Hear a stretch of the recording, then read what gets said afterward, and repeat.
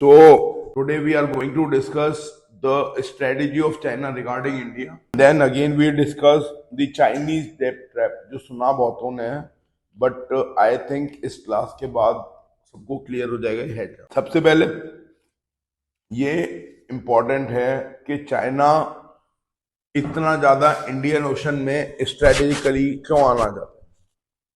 देखो इसका एक रीजन है। Reason started from 1962 war. 1962 में जो लड़ाई हुई थी, एवरीबडी नोज, जो भी डिफेंस एस्पिरेंट्स हैं, जो थोड़े बहुत इंटरनेशनल अफेयर्स पढ़ते हैं, जियो पॉलिटिक्स, उन्हें मालूम है कि we lost the war, but there were many reasons why we lose the war. There were some strategical reasons also. Indian government ने इतना पैसा नहीं लगाया था फौज के ऊपर। वी हैड ओल्ड वेपन्स, .22 के बराबर राइफल्स, जो कि सेल्फ लोडिंग राइफल्स थी, 303, जिससे कभी ब्रिटिश सेकेंड वर्ल्ड वॉर में लड़े थे, वो भी स्टार्टिंग फेज में। इतने पुराने वेपन्स थे and Chinese were preparing for that war from last 5 year. जब पंचशील एग्रीमेंट हो गया था ना, पंचशील एग्रीमेंट होने के बाद ही चाइना को ये चीज मालूम थी कि war with India is inevitable.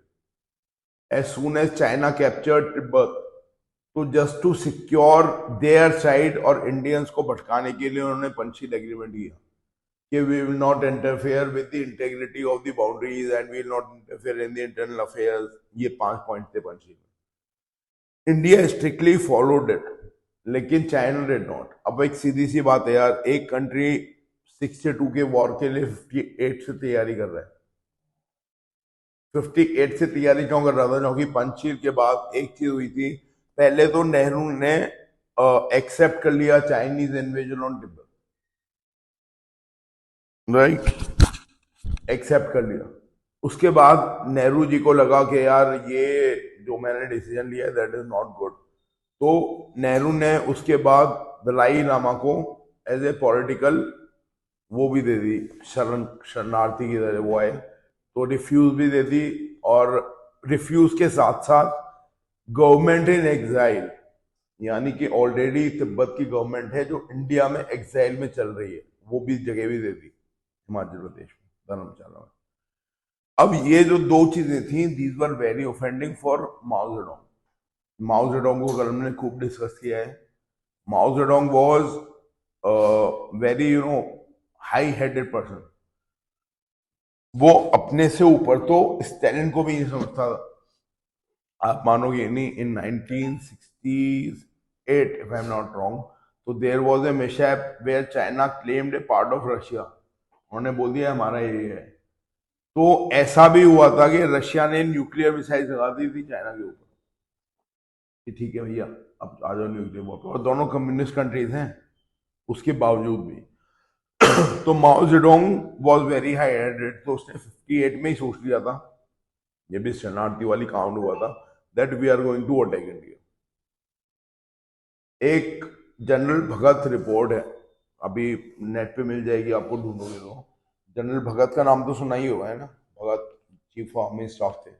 उन्होंने एक रिपोर्ट बना के दी थी जिसपे किसी पॉलिटिशियन ने ध्यान नहीं दिया, और वो रिपोर्ट ये थी कि उन्होंने बोला था कि China is preparing for invasion and China will invade. अब देखो, जब भी इन्वेजन की तैयारियां होती हैं, अभी आज के टाइम पे जब हम लोग बात करते हैं ना, तो आउटपोस्ट जो होती है ना, बॉर्डर आउटपोस्ट, उन पे जो भी चीज सर्वे करी जाती है that is of prime importance. क्योंकि सडनली एक पाकिस्तानी पोस्ट है सपोज, उसमें नंबर बढ़ गए, लेट्स से कि एक दिन उस पोस्ट में पिछले एक हफ्ते से या एक महीने से या 6 महीने से खाना आ रहा है 10 लोगों का। गाड़ी आती है, वो खाना उतारती है, 10 लोगों का खाना आ रहा है, एम्यूनिशन भी 10 लोगों के हिसाब से आ रहा है। एक दिन उसमें खाने की आई 2 गाड़ी और एम्यूनिशन की आई 2 गाड़ियां। अब ये प्री इंस्टिंक्ट है हमारे लिए कि भाई यहाँ पे आबादी बढ़ने वाली है। अब कोई भी कंट्री बॉर्डर पे अपनी पोस्ट पे लोगों की आबादी क्यों बढ़ेगी? क्योंकि इधर they are trying for invasion, और यहाँ पे टेररिस्ट आ रहे हैं। पाकिस्तान के केस में टेररिस्ट भी होते हैं, राइट। लेकिन हमने क्या किया कि जब चाइना के साथ उस टाइम पे 1962 तक की जो स्टेज थी, तो we were continuously seeing that Chinese post पे रोड बन रही है, कई बार रेलवे नेटवर्क से भी कनेक्ट हो रहे हैं वो, और वी डिड नॉट पे एनी हीड। वी थॉट के हाँ ठीक है अपना एरिया डेवलप कर रहे हैं हिंदू चीनी भाई भाई, लेकिन they were actually preparing for war. जैसे तुम कई बार सुनते होगे, जैसे अभी चाइनीज साइड पे रोड बनने लगे तो एकदम से न्यूज में आने लगता है ये, राइट? या इंडियन साइड पे रोड बनने लगे तो चाइनीज ऑब्जेक्ट करने लगते हैं इसको। वो इसीलिए होता है कि जैसे ही आप ट्रांसपोर्टेशन फैसिलिटी बढ़ाओगे, you can reach that area quicker with a lot of numbers. The same thing happened during the Chinese invasion. देखो इन डेप्थ 62 के वॉर पे किसी और दिन जाएंगे, बहुत बड़ा टॉपिक है 62 क्यों हुआ, हम क्यों हारे, स्ट्रेटेजिकल फेलियर क्या थे, कम्युनिकेशन लॉस क्या था, कैसे जो ऑफिसर्स थे, जो हायर ऑफिशियल्स थे, they were not present in the field, they were very less officials were present in the field. किस तरह पॉलिटिक्स ने सेंध मारी थी कि जो जनरल्स के आइडियाज थे वो नहीं लगाए गए, बट पॉलिटिकल आइडियाज लगाए गए। वीके मैनन की गलतियां जहाँ थी वो अलग बात है। बट अभी चाइनीज डेप ट्रैप में एक चीज जान लोगे, सबसे बड़ी गलती एक हमारी थी, वो ये थी कि we did not use navy. हमने वॉर सिर्फ आर्मी के बेसिस पे लड़ा, और चाइनीज आर्मी मैंने कल भी बताई थी, चाइनीज आर्मी वॉज स्ट्रॉन्ग क्योंकि उन्हें स्टार्टिंग से आर्मी को सपोर्ट कर रहा था यूएस। जब सेकेंड वर्ल्ड वॉर हम लोग देख रहे थे तो हमने देखा जापानीज नेवी को कंट्रोल करने के लिए यूएस की नेवी थी, जापानीज एयरफोर्स को कंट्रोल करने के लिए अलाइड एयरफोर्स थी, यूएस की थी, लेकिन आर्मी ऑन ग्राउंड कौन लड़ेगा? इसीलिए जापानीज को लड़ने के लिए चाइनीज आर्मी स्ट्रॉन्ग करी गई थी, एंड दे वर स्ट्रॉन्ग। तो we were playing a game जिसमें we knew our opponent is much better, but air force और नेवी उस टाइम इंडिया की was far better as compare to China, लेकिन हमने उसका यूज ही नहीं किया। अब क्या होता है यार, चाहे तुम लोग हो चाहे देश हो, आइडेंटिटी एक है। एक बार फेलियर के बाद आदमी सीखता जरूर है उससे। The same we as a nation we learn.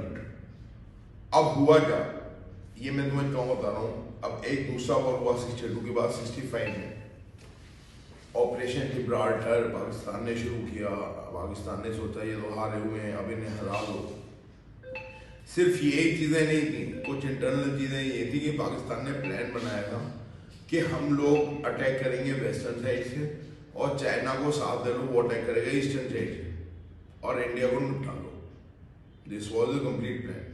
और उस टाइम बांग्लादेश भी था, तो बांग्लादेश साइड से भी we can move in troops, right. अब दिक्कत क्या हुई कि इंडिया ने 62 की लड़ाई के बाद लेसन लर्न कर लिया था, तो हमने एक बहुत बढ़िया चीज़ करी। हमने क्या किया, हमने धीरे से चाइनीज एम्बेसी से लोगों को बुलाया, एम्बेसडर को बुलाया, और उससे एक नोशन पास करा दिया। उससे बोला गया कि भाई if you are even thinking to help out China in any way, तो we will do something which has never been done before. अब वो चीज़ क्या थी, वो चीज़ ये थी कि अगर तुम देखोगे तो चाइना का जो ऑल सप्लाई का रूट है वो मिडिल ईस्ट से शुरू हुआ, सब तेल वहीं से रहते हैं, मिडिल ईस्ट से नीचे आया इंडिया की साइड, फिर नीचे गया श्रीलंका से नीचे। जब श्रीलंका से नीचे जाएगा उसके बाद जाएगा state of Malacca, Andaman Nicobar से होते हुए स्टेट ऑफ मलक्का, और स्टेट ऑफ मलक्का से जाएगा साउथ चाइना से, और वहां से चाइना, राइट। समझ में आया नहीं है? मिडिल ईस्ट से शुरू हुआ, इंडिया से नीचे, श्रीलंका से नीचे होते हुए स्टेट ऑफ मलक्का में घुसा, और वहां से साउथ चाइना थी। तो हमने प्लान बना लिया कि भाई काम करेंगे, स्टेट ऑफ मलक्का में लगा देंगे नेवल बैरिकेड। क्या खड़ा करना है, 4 नेवी की शिप्स, वहां से मर्चेंट की शिप्स आ रही हैं, तेल ले लेके उड़ाओ, फिर जाने ही मत दो, करेंगे जाओ, उड़ाओ भी मत, जाने ही मत दो। अब सोच के देखो कि एक कंट्री है जिसमें तेल नहीं आ रहा, वो चाइना ही, तेल नहीं आ रहा, लड़ेंगे जब बिना तेल के हो सकता है कुछ, और भी 65 में। अब तो न्यूक्लियर भी है, सोलर भी है, तब तो कुछ भी नहीं था। अब सोचो तेल नहीं आ रहा, ना तो वो लड़ सकते